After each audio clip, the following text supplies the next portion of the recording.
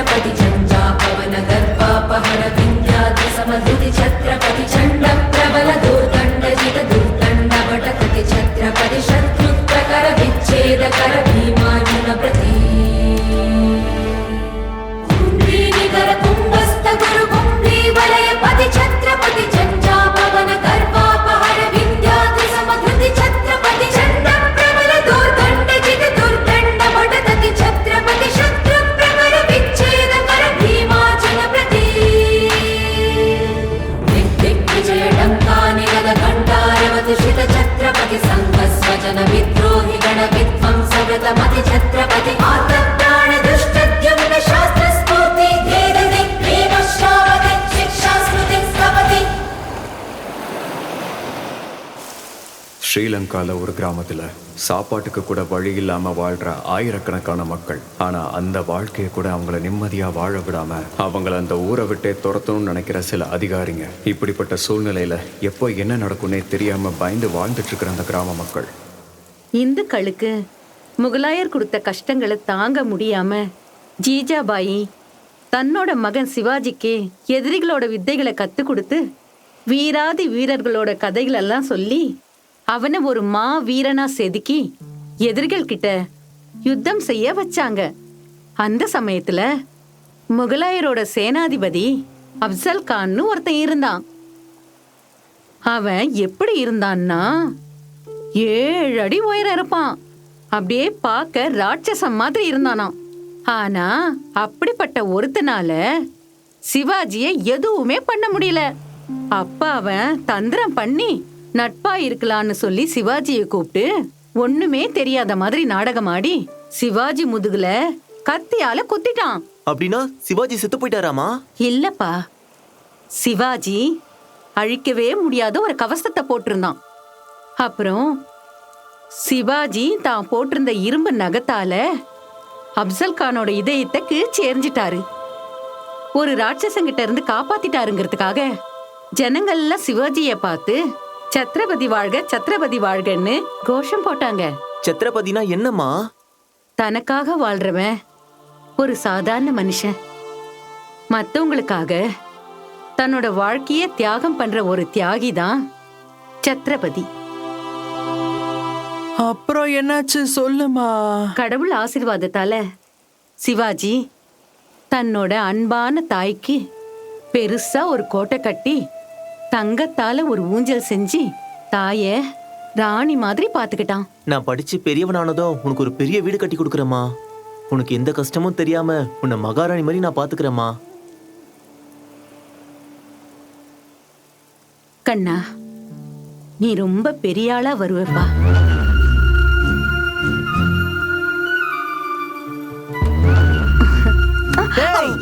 நீ என்னடா எங்க அம்மா மகாராணி மாதிரி பாத்துக்கிறது? போய் உங்க அம்மா மகாராணி மாதிரி பாத்துக்கோ. என்னடா பேசுற நீ? நீ பேசாம இருமா. ஊர்ல எல்லாரும் பேசிக்கிறாங்க. அவங்க அம்மா செத்ததுக்கு அப்புறம் உன்னை கல்யாணம் பண்ணி வச்சாங்களாமே. அப்படின்னா நான் தான் உங்க பையன், அவன் அவங்க அம்மாவோட பையன். தப்புப்பா. ராமலட்சுமணன் கூட ஒரே வயித்துல பிறந்த பிள்ளைங்க இல்ல. ஆனா அண்ணன் தம்பிங்கன்னு வந்துட்டா இப்பவும் ஜனங்க அவங்க பேரை தான் சொல்றாங்க. நீங்களும் அதே மாதிரி ஒத்துமையா இருக்கணும். நீங்க 2 பேரும் சண்டை போட்டுக்கிட்டா என்னால அது தாங்க முடியாது. அது எனக்கு சாவை விட ஒரு பெரிய தண்டனைப்பா.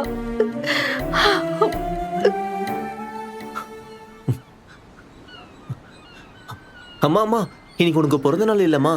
உனக்கு பிடிக்குமேனு ஜோடி மாங்காய் எடுத்துட்டு வந்திருக்கம்மா.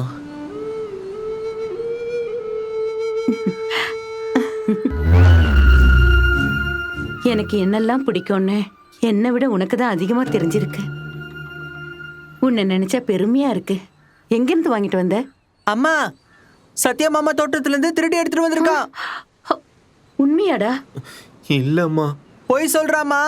ஸ்கூல்ல சீக்கிரமா கிளம்பணும்னு சொல்லி கிளம்பிட்டா. நீ வேணா சத்தியம் பண்ண சொல்லு. சத்தியம் பண்ணி சொல்லு. அப்படின்னா திருநியா? திருநியாடா? திருநியா? திருநியா? நீ ஒரு பெரிய ஆளாவேன்னு நான் எவ்வளவு கனவு கண்டேன். உன்னை பார்க்கவே எனக்கு பிடிக்கல. என் கண்ணு முன்னாடி நிக்காத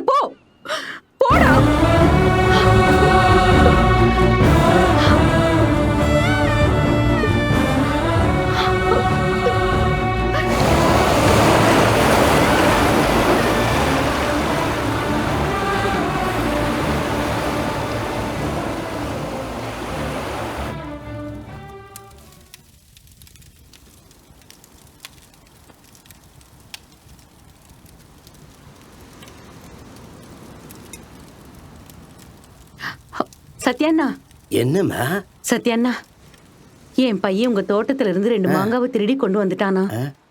தயவு செஞ்சு மன்னிச்சிடுங்கண்ணா. ஐயோ தெரியுமா, 2 மாங்காய் வேணும்னு கேட்டா நான் தான் எடுத்துட்டு போன்னு சொன்னேன். சும்மா வாங்கிட்டு போக மாட்டேன், கொஞ்சமாவது பணம் கொடுத்துட்டு தான் வாங்கிட்டு போவேன்னு சொன்னேன்.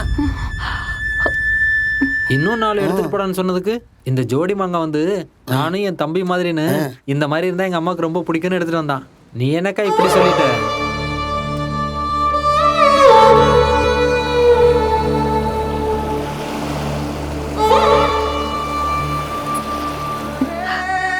சிவா,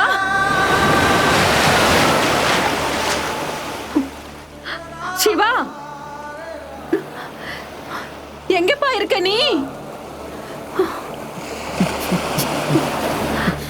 சிவா,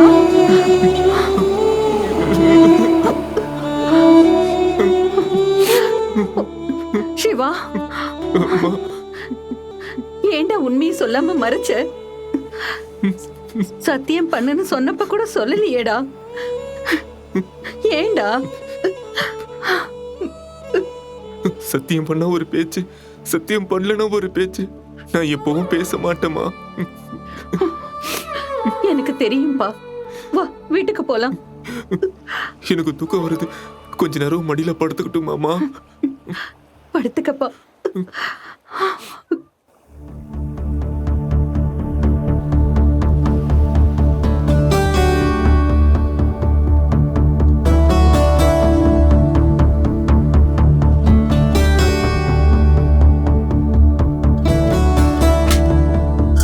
பிள்ளையின் சோகம் மாறுமோ, பின்வீரல் காயம் மாறுமோ, தன் கூட்டம் இழந்த பறவை துடிக்கிறதே. உன்னை மார்பினில் உன்னை சுமந்து கொள்வேனே. அலைகளோ கடலினே கரையை தேடி ஓடும், அடைந்ததும் அலைகளோ மீண்டும் தாயிடமே சேரும். பிள்ளையின் சோகம் மாறுமோ, பின்வீரல் காயம் மாறுமோ, தன் கூட்டம் இழந்த பறவை துடிக்கிறதே. உன்னை மார்பினில் உன்னை சுமந்து கொள்வேனே.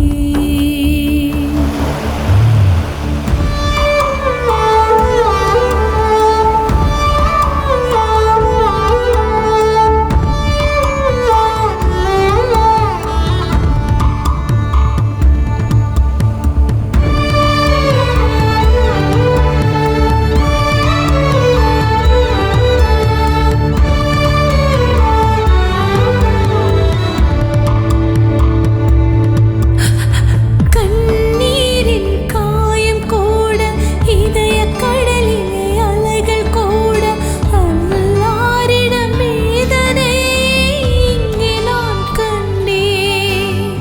உன்னை பிரிந்தால் என்னை இழப்பேன், என்னை இழந்தால் உன்னை கப்பின், இந்த வார்த்தையை நான் விரும்பி ஏற்பேனே. முழு நிலா வானிலே நான் மீண்டும் தோன்றும் அங்கணம் உன் துயில் கலந்து போகும் மகனே. பிள்ளையின் சோகம் மாறுமோ, பின்வீரல் காயம் மாறுமோ, தன் கூட்டம் இழந்த பறவை துடிக்கிறதே. உன்னை மார்பினில் உன்னை சுமந்து கொள்வேனே. அன்னைக்கு ராத்திரி அந்த தாயும் மகனும் மட்டும் இல்ல, அந்த கிராமத்துல இருக்கிற யாருமே தூங்கல. அந்த மக்கள் அந்த ஊரை விட்டு போக மாட்டேன்னு சொன்னதுனால அந்த கிராமத்தையே எரிச்சிட்டாங்க. ஐயோ பாத்து சிவா,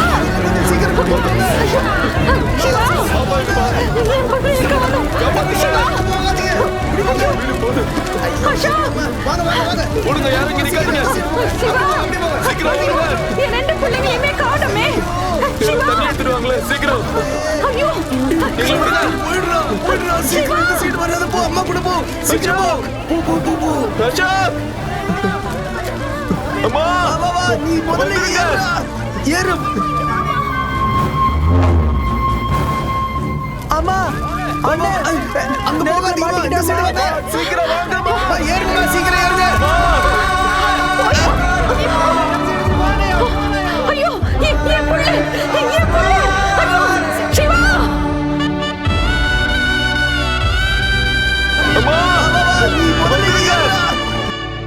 அம்மா அம்மா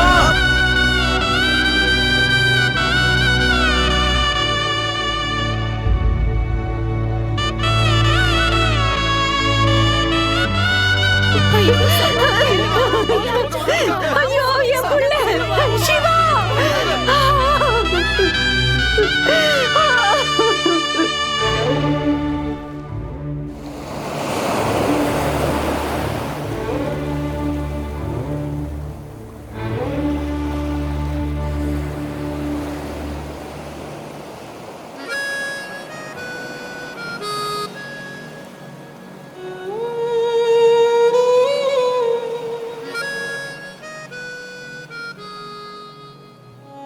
என் பேரு பத்ரா.